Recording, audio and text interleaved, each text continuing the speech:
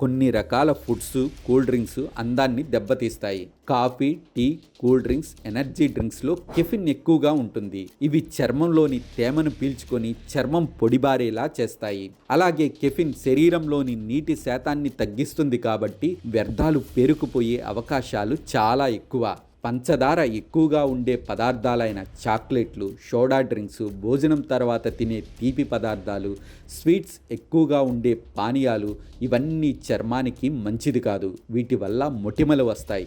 Bakery foods, burgers, నిల్వ ఉంచి తీసుకునే ఫుడ్స్లో కొవ్వు పదార్థాలు ఎక్కువ. అందువల్ల వీటిని ఎక్కువగా తీసుకోవడం వల్ల చర్మ సౌందర్యం దెబ్బతింటుంది.